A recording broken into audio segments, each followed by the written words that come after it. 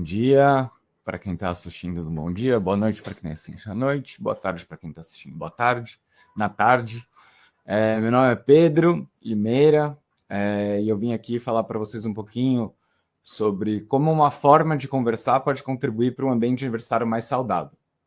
Então, que pode ser uma coisa muito ampla, né? Você sabe que tem muitos fatores ali que afetam, né?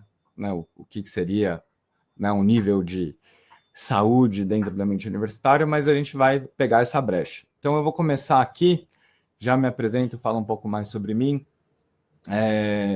mas eu peguei aqui agorinha, um pouco antes de entrar aqui nessa gravação, eu entrei no Google e procurei aqui, né, o estado da saúde mental nas universidades brasileiras.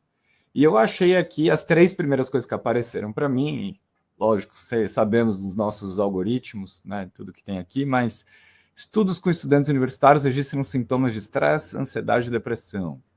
Saúde mental na universidade é problema no mundo. A USP quer ampliar a rede de cuidado de saúde mental e aqui, só no primeiro trechinho, os números de problemas de saúde mental vêm crescendo no Brasil.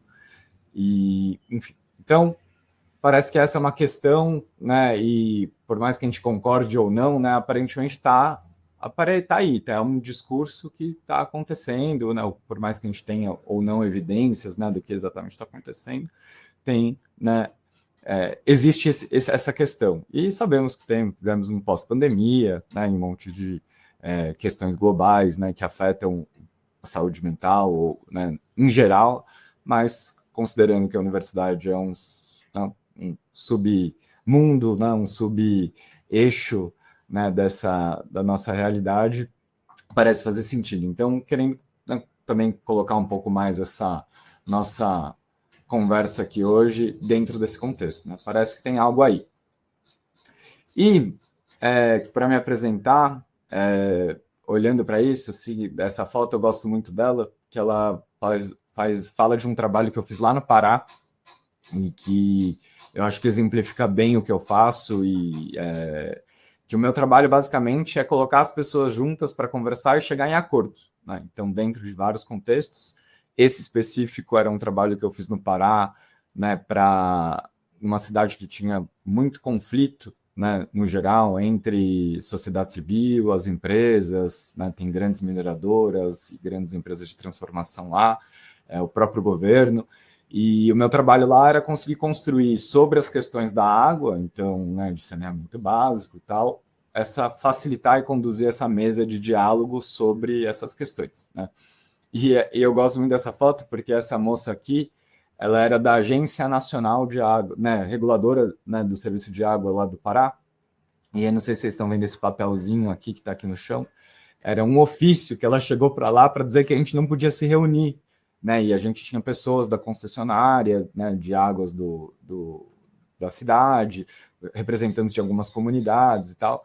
E ela chegou toda, né, armada com ofício, falando que a gente não podia fazer reunião, e no meio da reunião, quando ela foi percebendo que a gente estava lá de uma forma construtiva, né, e tentando construir caminhos, entender caminhos, né, ela se sentiu tão à vontade de sentar no chão e pegou aqui esse papel e começou a rabiscar, né, falando um pouquinho do papel que tinha a agência reguladora nesse caso. E foi um trabalho muito bonito, assim, porque teve, né, essa forma, né, da gente conseguir chegar em alguns acordos, né, de um jeito que, em princípio, estava todo mundo ali com todas as suas defesas armadas, né? Então, enfim, então esse é o meu trabalho e faz, né, por que eu estou aqui, né? Porque eu percebo que nesse trabalho de diálogo e mediação, né, tem muito a ver com saúde mental, né? E que tem a ver com as pessoas que estão em condições, né, em que elas não estão, né, com suas necessidades básicas satisfeitas, naquele caso, por exemplo, né, questões de água, abastecimento de água nas suas casas, né, e como, para que elas possam, né, ter acesso a isso dentro da sociedade que a gente está, era preciso conversar e dialogar, né, entre os diversos atores, quem tem o poder de fazer isso, no caso, o concessionário. Então, eu acho que tem tudo a ver com saúde mental e saúde no geral, a gente poder se colocar de uma forma dialógica no mundo. Então, e falando um pouco mais de diálogo, né, o que isso significa, né? Eu adoro essa definição que eu escutei do Dominic Barter, que ele estudou muito com o Marshall Rosenberg, que é, né, o sistematizador da comunicação não violenta, que a gente vai falar um pouquinho mais, como uma estratégia para a gente cuidar disso, dessa questão toda, né? Que ele fala assim, né, que o diálogo é uma conversa entre iguais, cujo resultado é desconhecido. Né? Pensando que você que está aí me assistindo provavelmente está trabalhando na universidade, né, numa posição às vezes de professor, né, dependendo de alguma outra função mais administrativa, né? Então eu quis trazer essa definição porque muitas vezes os grandes geradores de sofrimento, né, no ambiente, em ambientes gerais, né, mas ambientes universitários, também pode ter a ver com essa relação, né, de educador educando, né, então, e que por si só já carrega uma desigualdade, né, de poder, né. Então eu acho interessante pensar, né, como que essa definição de diálogo, se diálogo pode ser um meio para a gente poder melhorar a saúde mental, né, em que as pessoas possam se sentir íntegras e autônomas e reconhecidas dentro das suas necessidades, né, dentro da uma sala de aula, por exemplo. Então como que a gente equaliza um pouco isso, né? E eu acho que essa outra parte aqui em azul, que o resultado é desconhecido, também me remete a muitas coisas e a gente vai aprofundar um pouquinho nisso, né? Então, o diálogo é uma conversa entre iguais, cujo resultado é desconhecido, porque a princípio a gente vai chegar de um jeito nessa conversa e vai sair de outro, entendendo um pouco melhor o outro, a outra pessoa, a outra posição, ou até mesmo a nossa própria posição. Então eu vou seguir em frente. Queria mostrar uma pesquisa que eu acho muito interessante, que não tem exatamente a ver com o ambiente universitário, mas tem a ver com o ambiente hierarquizado, né, que é de corporações, empresas, né, e que eu acho esses dados muito interessantes e acho que podem ajudar a gente a pensar um pouco sobre essa relação de poder, né, dessa relação entre iguais, como é que é isso, né? Então, tem aqui essa pesquisa que foi feita pelo Instituto da Força de Trabalho, né, uma tradução livre aqui, vocês podem ver essa pesquisa aqui, Mental Health at Work, né, Managers and Money, ou Saúde Mental no Trabalho, líderes, gerentes e dinheiro, né, salários, e alguns números muito interessantes, né? Então, 60% dos funcionários afirmam que seu trabalho é o fator que mais influencia a sua saúde mental. E a informação que eu acho mais ainda interessante, que é os líderes são tão importantes para a saúde mental das pessoas quanto seus cônjuges, né? Então as pessoas atribuem, né, 70% da sua saúde mental tem a ver com o seu cônjuge ou o seu chefe, né? E ainda mais importantes do que os seus médicos ou os terapeutas, ou seja, o impacto que alguém com uma relação de poder, né, isso que eu acho que é o que a gente pode tirar, pode ser muito, muito grande, né, na sua vida, né? Então, outros dados interessantes aqui, né? 35% dos funcionários afirmam que seus líderes não reconhecem o impacto que tem sobre o bem-estar mental de sua equipe. Então, isso também é uma coisa que a gente vai ver um pouco mais na frente, né? Que existe uma dissonância aí, né? Então, se por um lado tem pessoas dizendo que essa pessoa que tem poder, né, sobre mim de algum jeito, né, afeta muito o meu bem-estar e saúde mental, ao mesmo tempo, elas não veem que essa própria pessoa que tem poder consegue reconhecer isso, né? E alguns outros números aqui que também ilustram isso, né? 90% da liderança acredita que trabalhar em uma empresa tem um impacto positivo na saúde mental dos funcionários, mas apenas 50% dos funcionários concordam, né? Então, acho que todos esses números, na verdade, é mais para a gente dizer, a gente tem efeito, né? O nosso papel, quando a gente tem uma posição de poder, seja pai, mãe, professor, chefe, líder, orientador, por exemplo, né? Então, tudo isso afeta de algum jeito a pessoa que se vê de algum jeito em uma relação de menor poder. E como que a gente pode criar um ambiente de diálogo, sendo que existe esse desequilíbrio, né? Dada a nossa definição, a gente precisa equalizar isso um pouco, né? E como que a gente pode fazer isso? Né? Eu acho que o primeiro passo é reconhecer um pouco essa cena, né? Porque muitas vezes a gente não para pensar nisso e várias narrativas que a gente vê, né, por aí, né? Não, eu estou sempre disponível, a minha porta está sempre aberta. Mas quando as outras pessoas reconhecem que a gente tem a possibilidade de exercer algum poder que vai levar a algum problema ou alguma questão, não vai contribuir para essa pessoa, eu posso demiti-la, ou posso dar uma nota ruim, eu posso, né, chamar uma banca muito criteriosa para avaliar um trabalho, por exemplo, né? Então, as pessoas se sentem, né, menos disponíveis para essa conversa, uma relação desigual, né? Então, o que a gente pode fazer? Reconhecendo esse lugar, a gente pode abrir outras possibilidades, né? Que é, qual é o papel mais ativo que eu posso ter nessa construção, nessa conversa, né? Será que só deixar minha porta aberta é suficiente ou será que eu preciso ir atrás, conversar, perguntar, me interessar, né? Então, acho que tem... acho que a grande mensagem aqui é um pouco disso. Como que a gente pode ter isso em mente? Não significa que a gente vai resolver todos os problemas, mas como que a gente pode estar consciente dessa tensão, né, e de que as pessoas não se reconhecem dessa maneira e poder ter uma postura um pouco diferente de tentar equalizar, né? E o que a gente pode fazer sobre isso, né? Pensando nessa relação de poder que gera uma desconfiança a princípio, né, o que a gente pode gerar para criar confiança, né? Então, muitas das coisas que a gente vê em diversos contextos tem a ver com passo a passo, pouco a pouco, a gente demonstrar interesse, né? A cada vez, cada interação que a pessoa vê, opa, falei o que eu queria para essa pessoa que tem poder e nada aconteceu comigo.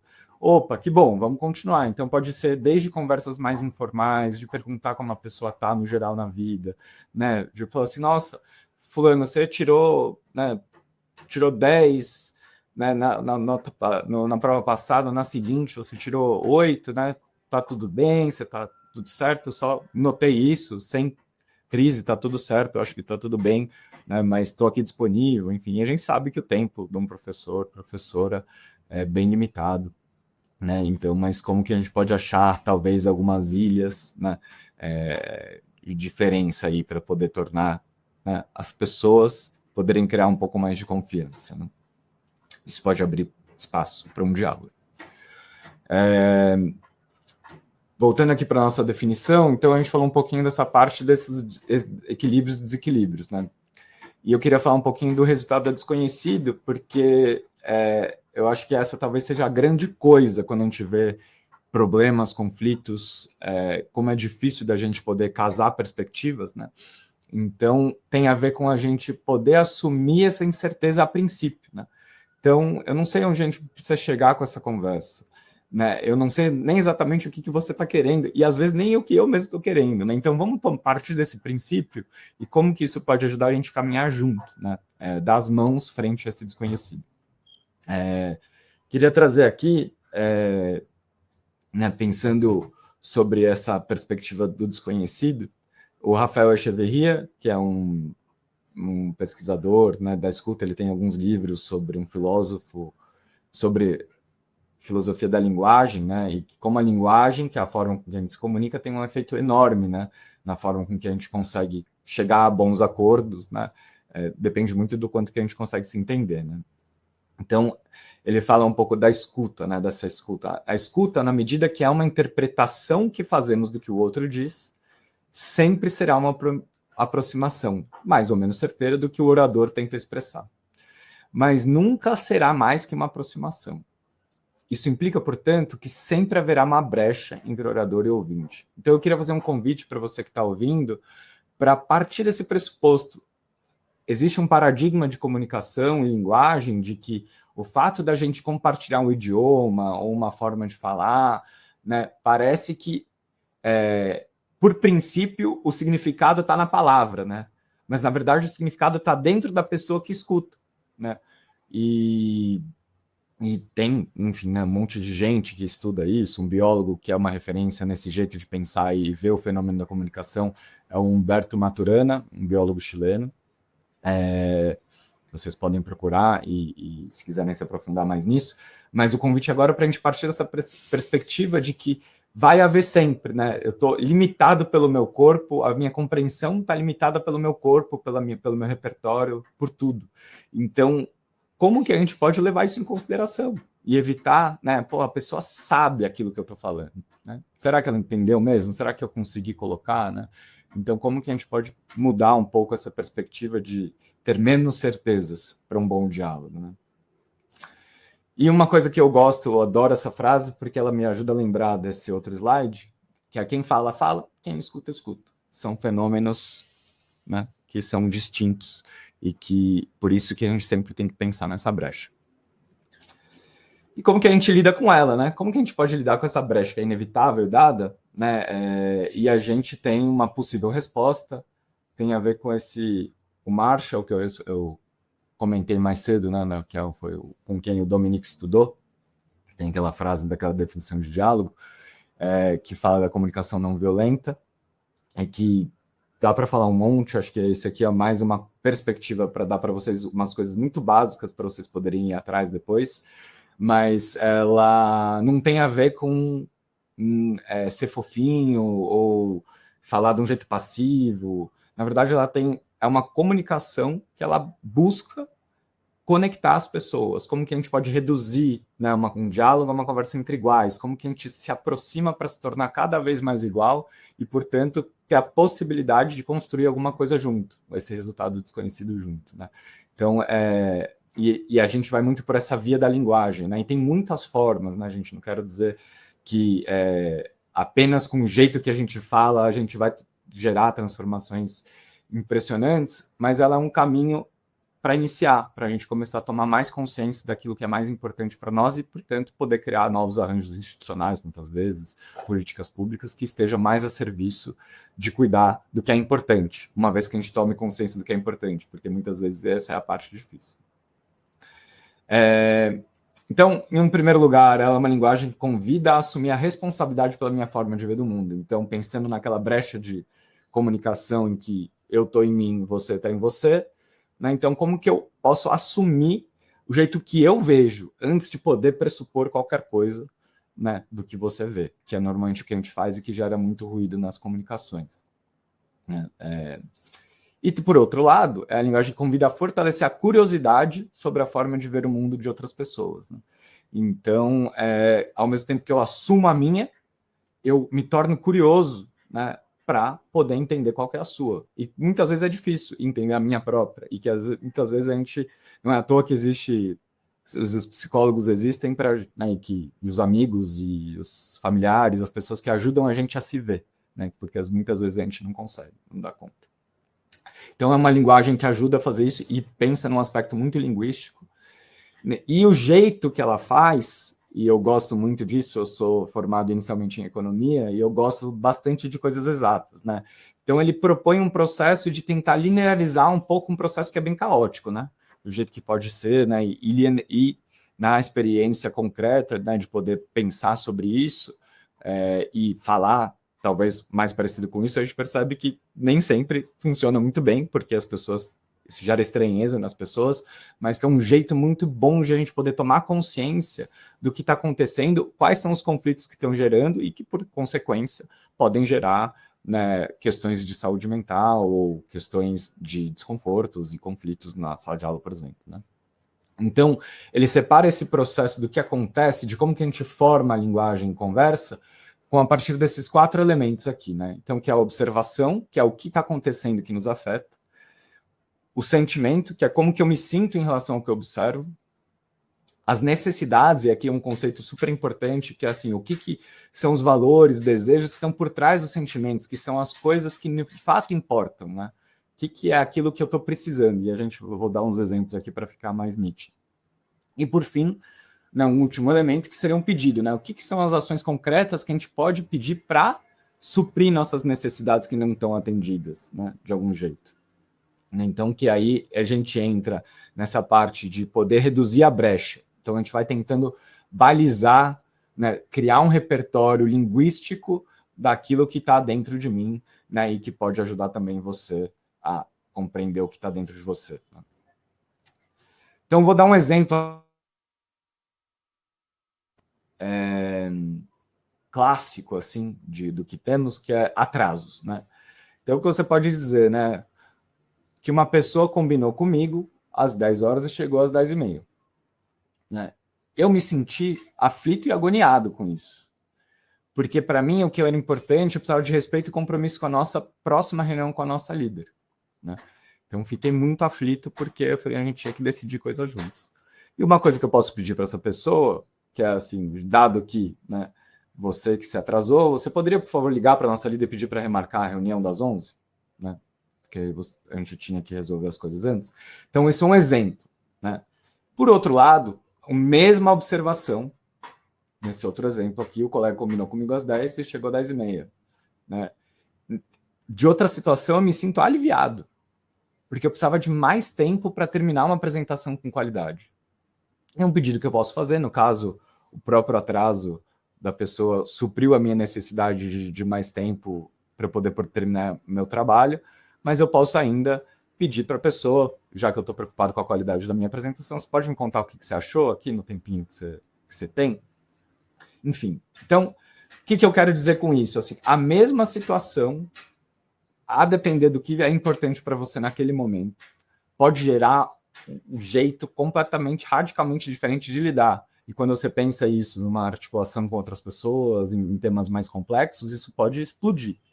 Por isso que é sempre importante lembrar, né? O desconhecido, né? O resultado é desconhecido. Eu preciso ter curiosidade. Muitas vezes eu não sei o que está em mim, quanto mais pelo outro, né? Como que eu posso assumir a responsabilidade pelo meu e você assume a sua e a gente consegue casar algo, né? E uma coisa que é muito comum, então isso aqui seria um processo de comunicação mais pautado na comunicação não violenta. Então, mas o que a gente tem é o que normalmente essa brecha aumenta muito, né? Essa brecha de comunicação entre as pessoas e os conflitos, portanto, que acontecem, né? Que às vezes a gente tem um conflito pontual entre uma discordância sobre uma nota, mas o jeito que a gente conversa sobre ela, né, só piora essa brecha e essa distância entre as pessoas e que podem gerar conflitos e mais questões de saúde mental, por exemplo. Então, dentro do nosso exemplo aqui, do nosso colega atrasado, né, eu poderia, né, dentro de toda essa situação, chegar para ela e falar assim, você não respeita ninguém. É a 5ª vez que você chega atrasado no último mês, né? Você é um atrasado, você é um largado, né? E como que isso, né, é diferente, né? E como que isso é a coisa que a gente está mais acostumado a fazer, né? De algum jeito, né? Então a pessoa, o aluno que chega à tarde, começa a criar uma interpretação na nossa cabeça de que não tem tanto interesse, por exemplo. Então você pode, por exemplo, se ele não tem interesse, eu também não vou gastar meu tempo com ele, né? E às vezes, quem sabe o que está passando na vida dessa pessoa e que talvez ela estivesse precisando de apoio, né? E que essa postura, lembrando nosso lugar de poder como educadores, né? Nossa palavra tem valor, né? Então, como que a gente pode usar esse espaço também a serviço dessas pessoas que talvez estejam precisando mais, né? Então, isso aqui é um apanhado bem geral, né, do que temos, e que dentro disso, o que é importante a gente construir, né? Pensando em construir boas relações e boas conversas que cuidam das necessidades de cada parte, né, de cada pessoa, né? Uma forma que a gente pode pensar em como se desenvolver nisso, como que eu posso aprender a distinguir o que eu vejo do que eu penso que eu vejo. Então, o que eu vi foi o aluno chegando pela 3ª vez seguida na semana, no meio da aula, né? 25 minutos, aula de 50 minutos, chegou aos 25 minutos atrasado. Como que eu sinto sobre isso? Então, como que eu consigo distinguir o que eu sinto do que eu penso que eu sinto, né? Então, às vezes a gente fala assim, eu sinto que esse aluno não está muito preocupado, mas na verdade isso é um pensamento, né? A gente é uma percepção, né? E o que eu sinto, na verdade, pode ser uma tristeza, porque eu queria, para mim era importante que as pessoas, os alunos estivessem interessados, né, naquilo que eu tenho para contribuir, né? Eu estou me sentindo meio chateado, né? Que pensamento mais pode vir sobre isso, né? Talvez eu não seja o melhor professor que eu esperasse, né? E o que eu preciso? E entrar em contato com isso que eu preciso nesse caso pode ser muito transformador, porque ele abre espaço para a gente criar outras possibilidades, né? Então, se a minha necessidade é de contribuição, que eu gostaria que, né, de algum jeito, tivessem, né, o que eu tenho para compartilhar, se fosse escutado, ou que eu estou preocupado com alguma outra coisa, né, de algum um compromisso que eu fiz com a universidade de passar um conteúdo programático, por exemplo, né? Então, entrando em contato com isso que é mais importante, eu posso abrir outras possibilidades de ação, né? E, por fim, quais são essas ações que podem fazer, né? Então, distinguir o que é um pedido de uma exigência, né? Então, chega na hora, né? Se você não chegar na hora, você vai ter uma punição, né? mas eu posso pedir uma conversa, por exemplo, para esse aluno e conversar com ele o que né, você topa passar na minha sala esse tempo, se eu estou preocupado um pouco, estou percebendo que você está chegando atrasado na última semana e queria saber se tem algo que eu posso fazer por você, né, por exemplo, né, para você estar mais junto e mais interessado naquilo, no conteúdo da aula, no que eu acho que vai ser importante para a sua formação. Né? Então, e é bem importante a gente separar, né, o que é que eu preciso do que é uma estratégia única para atender o que eu preciso. E né, que no caso seria o menino sentar, chegar na hora e prestar atenção, né? Por exemplo, né? Então, enfim, então esse é um apanhado bem geral sobre o que seria a comunicação não violenta com um jeito de olhar, né? Um jeito de olhar as conversas e como que essas conversas elas podem contribuir, né, para abrir esse espaço de acolhimento e conexão, né, que muitas vezes é o que gera, né, a ausência de conexão, muitas vezes é o que gera questões de saúde mental, as pessoas começam a se dissociar e não se sentir pertencentes e não sentir que tem apoio para poder fazer, né, dentro do ambiente universitário de superpressão, né, em que ela já ralou para caramba para estar lá, né, numa universidade de medicina, por exemplo, né,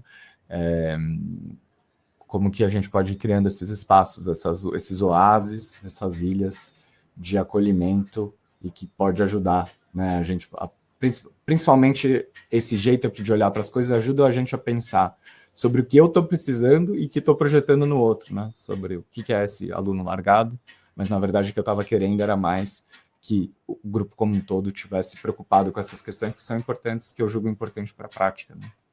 Enfim. Então é isso, gente. Esse aqui é um apanhado rapidinho. Fiquem à vontade para me procurar, enfim, estudar mais, né, sobre esse tema. Né, posso deixar aqui nas notas aqui dessa aula algumas referências. Tá bom?